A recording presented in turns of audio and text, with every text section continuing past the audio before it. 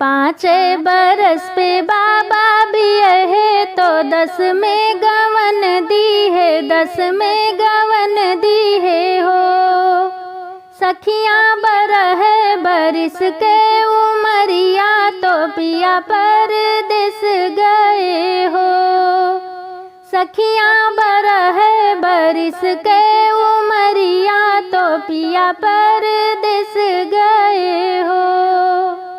कही गए कोठवा छवाएली हूँ, बंगला छवाएली हूँ, बंगला छवाएली हूँ हो। पिया कही गईले बेटा जनमाएली हूँ, तबे घर अइबई हो। पिया कही गए बेटा जनमाएली हूँ, तबे घर अइबई हो।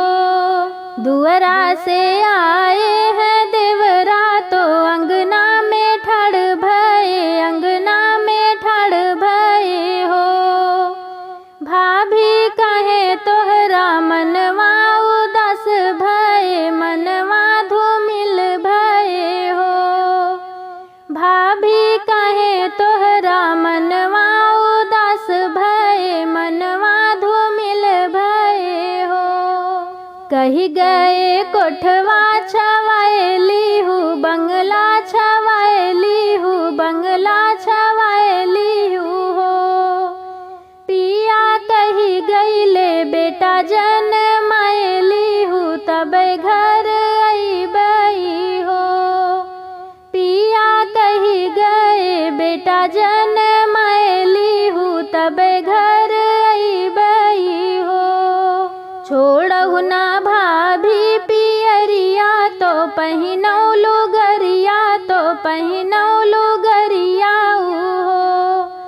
भाभी धरत्यू जोगिनिया के भेष तो भैया लगे जाती हो।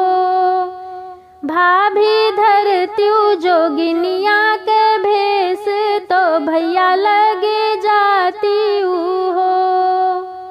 लाख रुपया भैया दई है तो जिन तू ही लीहू, तो जिनी भाभी ले हो। भाभी लई ले मुख के रुमलिया तो हाथ के अंगूठिया हो। भाभी लई ली मुख के रुमलिया तो हाथ के अंगूठिया हो। छोड़ई भाभी पियरिया तो पहिने लुगरिया, तो पहिने लुगरिया हो। भाभी धैली जोगिनिया के भेष तो पिया लगे गईली हो। भाभी धैली जोगिनिया के भेष तो पिया लगे गईली हो।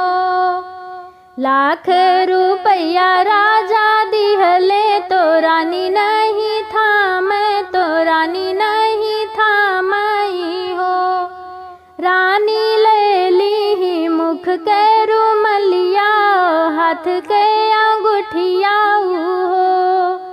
रानी ले ली मुख के रुमलिया, हाथ के अंगूठिया हो।